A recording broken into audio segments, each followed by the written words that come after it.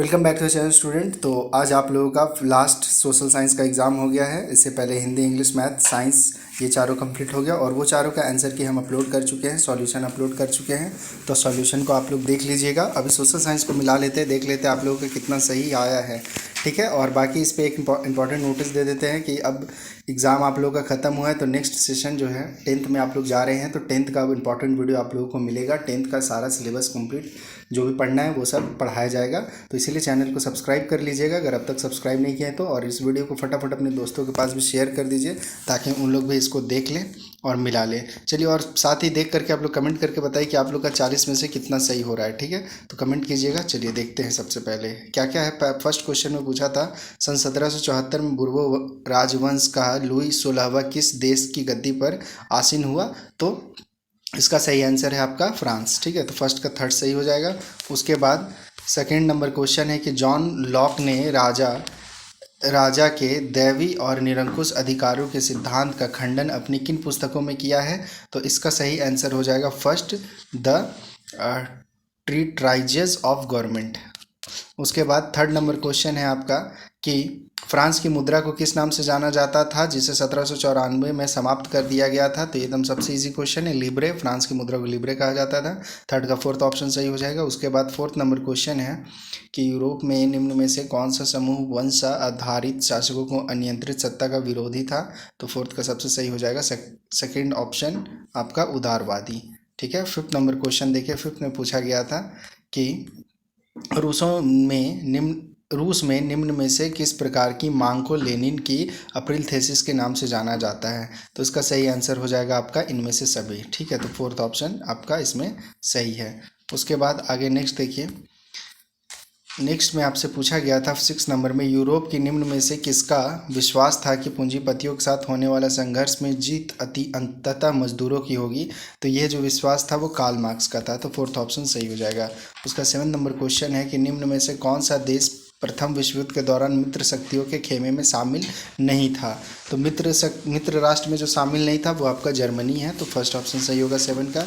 8 number question है आपका कि हिटलर ने जिस विचारधारा को जन्म दिया था उसे क्या कहते हैं? तो उसे नात्सीवाद कहते हैं। ठीक है, तो 8 का थर्ड ऑप्शन सही है। उसके बाद 9th नंबर क्वेश्चन देखिए। 9th में पूछा है कि जावा में किस समुदाय के लोग कुशल लकड़हारे और घुमंतू किसान के रूप में जाने जाते थे? तो 9th का सही हो जाएगा आपका सेकेंड ऑप्शन कलांग। ठीक है, उसके बाद आगे देखिए 10th नंबर क्वेश्चन है कि वन अधिनियम के चलते गांव वाले की निम्न में से कौन सी गतिविधियां गैर कानूनी बन गई? तो इसका सबसे सही आंसर हो जाएगा आपका फोर्थ ऑप्शन जो है इनमें से सभी। उसके बाद आगे नेक्स्ट क्वेश्चन देखिए। नेक्स्ट आपका पूछा है 11 नंबर में कि भोटिया, शेरपा और किन्नौरी समुदाय के लोग निम्न में से क्या थे? तो ये चरवाहे थे। तो थर्ड ऑप्शन सही होगा 11 का। उसका 12 नंबर क्वेश्चन में पूछा है कि औपनिवेशिक सरकार ने अपराधी जनजाति अधिनियम कब पारित किया था? तो इसका सही हो जाएगा फर्स्ट ऑप्शन 1871। ठीक है, उसके बाद आपका है 13 नंबर क्वेश्चन के उत्तर में भारत देश के लगभग 2 बराबर भागों में निम्न में से कौन सी रेखा बांटती है? ठीक है, तो ये आपका इसका सही आंसर हो जाएगा सेकंड, कर्क रेखा। ठीक है, भारत में उत्तर में है कर्क रेखा। 14 नंबर क्वेश्चन है कि उत्तराखंड, उत्तर प्रदेश, बिहार, पश्चिम बंगाल और सिक्किम की सीमाएं किस देश को छूती है? तो वो आपका हो जाएगा नेपाल। ये सारा नेपाल देश की सीमा को छूती है। उसके बाद है 15 नंबर क्वेश्चन कि तीस्ता तथा दिहांग निम्न में से किसके नाम से है जो असम, हिमालय और सीमांकन करती है? ठीक है, तो ये तीस्ता और दिहांग ये सब नदियों का ही नाम है। तो 15 का थर्ड ऑप्शन सही हो जाएगा। उसके बाद 16 नंबर क्वेश्चन है कि भारत में हिमालय पर्वत की श्रृंखला में सबसे लंबी तथा सबसे महत्वपूर्ण श्रृंखला किसे मानी जाती है? तो ये हो जाएगा आपका सेकेंड ऑप्शन पीर पंजाल। उसके बाद 70 नंबर क्वेश्चन देखिए। इसमें लिखा हुआ है कि भारत का कौन सा राज्य तथा नगर सिंधु तथा गंगा नदी तंत्रों के बीच जल विभाजक पर स्थित है? तो इसका हो जाएगा फर्स्ट ऑप्शन हरियाणा और हरियाणा अम्बाला। उसके बाद 18 नंबर क्वेश्चन देखिए। 18 में पूछा गया है कि निम्न में से भारत के प्रायद्वीपीय भाग की एक प्रमुख नदी कौन है जिसे दक्षिण गंगा के नाम से भी जाना जाता है? तो इसका सही आपका आंसर हो जाएगा फोर्थ नंबर गोदावरी। उसके बाद आपका 19 नंबर क्वेश्चन है कि महानदी गोदावरी, कृष्णा तथा कावेरी पूर्व की ओर बहते हुए बंगाल की खाड़ी में गिरती है। ये नदियाँ अपने मुहाने पर किनका निर्माण करती है? तो इसका आपका आंसर हो जाएगा सेकंड डेल्टा।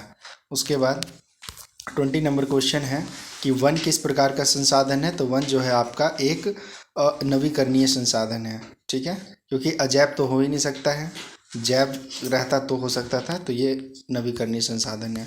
नवीकरणीय बार बार वो घूम फिर करके आ सकता है। वन क्षेत्र निम्न में से किन कारणों से कम हो रहे हैं। तो देखिए इनमें से सभी हो जाएगा, फोर्थ ऑप्शन आपका 21 का सही है। उसके बाद आगे देखिए 22 का है कि निम्न में से कौन सा कारण भारत के उत्तर पश्चिम भाग में शीत ऋतु में होने वाली वर्षा के लिए उत्तरदायी है। तो ये 22 का सबसे सही आंसर हो जाएगा फर्स्ट नंबर, पश्चिमी विक्षोभ, ठीक है। उसके बाद 23 नंबर देखिए, उसमें दिया गया है कि राष्ट्रीय जनसंख्या नीति 2000 का मुख्य उद्देश्य क्या है। तो इनमें से सभी फोर्थ ऑप्शन सही हो जाएगा। उसके बाद 24 नंबर क्वेश्चन है कि लोकतंत्र के लिए निम्न में से किसका होना जरूरी माना जाता है। तो स्वतंत्र एवं निष्पक्ष चुनाव, तो सेकंड ऑप्शन सही है आपका 24 का। उसके बाद 25 नंबर क्वेश्चन में पूछा गया है कि चीन की संसद को निम्न में से किस नाम से जाना जाता है। तो चीन की संसद को है जो कि आपका कांग्रेस के नाम से जाना जाता है, ठीक है।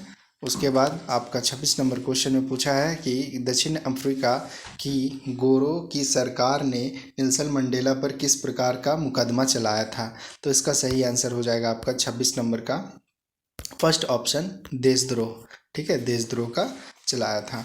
उसके बाद 27 नंबर क्वेश्चन है आपका कि 1950 से ही दक्षिण अफ्रीका में रंगभेद के खिलाफ निम्न में से किसने संघर्ष किया। तो इसका हो जाएगा आपका आंसर इनमें से सभी, ठीक है, तो फोर्थ ऑप्शन सही है। उसके बाद आप आगे देखिए 28 नंबर 28 नंबर, भारत में चुनाव कराने की जिम्मेदारी किस संस्था पे होती है। तो निर्वाचन आयोग पे होती है। उसके बाद 28 का थर्ड सही हो गया। 29 नंबर में है निम्न में से कौन भारत देश का राष्ट्र अध्यक्ष होता है और औपचारिक रूप से सबसे बड़ा अधिकारी माना जाता है। तो 29 का फर्स्ट ऑप्शन हो जाएगा आपका राष्ट्रपति। राष्ट्रपति को भारत देश का राष्ट्राध्यक्ष कहते हैं, ठीक है। 30 नंबर क्वेश्चन पूछा है कि भारत में निर्वाचित प्रतिनिधियों की राष्ट्रसभा को क्या कहा जाता है। तो संसद कहा जाता है, तो सेकंड ऑप्शन सही है। उसके बाद 31 नंबर क्वेश्चन में पूछा है कि निम्न में से कौन जनप्रतिनिधियों की ऐसी सभा मानी जाती है जिसके पास देश का कानून बनवाने, कर बढ़ाने, बजट बनाने का विशेष अधिकार होता है। तो इसका आंसर हो जाएगा आपका सेकंड ऑप्शन, विधायिका, ठीक है।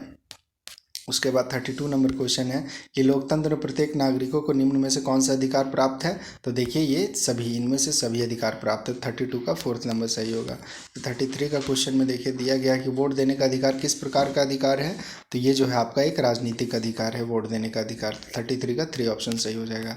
34 नंबर में दिया हुआ है कि पालमपुर में विभिन्न जातियों के कितने परिवार निवास करते थे। तो पालमपुर में जो कुल थे आपके 450 परिवार निवास करते थे, तो फर्स्ट ऑप्शन सही है।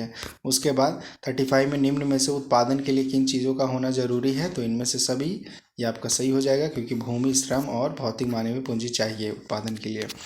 35 के बाद 36 नंबर देखिए, शहरी जन क्षेत्रों में अधिकांशतः किस प्रकार की बेरोजगारी पाई जाती है। तो शहरी क्षेत्र में शिक्षित बेरोजगार लोग होते हैं, ठीक है। तो 36 का 2 नंबर सही हो जाएगा। 37 में हरित क्रांति का संबंध किससे है।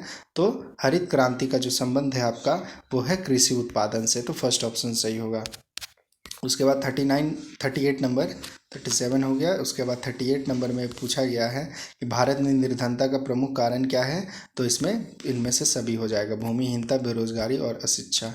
उसके बाद 39 नंबर में है कि राष्ट्रीय ग्रामीण रोजगार गारंटी अधिनियम वर्ष में कितने दिन के रोजगार उपलब्ध कराने की गारंटी प्रदान करती है। तो 100 दिन, तो थर्ड ऑप्शन सही होगा।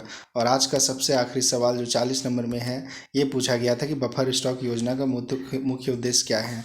तो भोजन की कमी की समस्या को हल करना। तो इस तरह से आपको 40 क्वेश्चन आ गया। तो मुझे कमेंट करके बताएं 40 में से आपका कितना सही हुआ है। उसके बाद ये वीडियो को शेयर कर दीजिए अपने दोस्तों के पास। और 10th का अब आप लोगों को पढ़ाई करना है तो कमेंट कीजिएगा और साथ ही चैनल को सब्सक्राइब कर लीजिए। तो चलिए फिर मिलते हैं हम लोग नेक्स्ट वीडियो में, तब तक के लिए बाय एंड टेक केयर।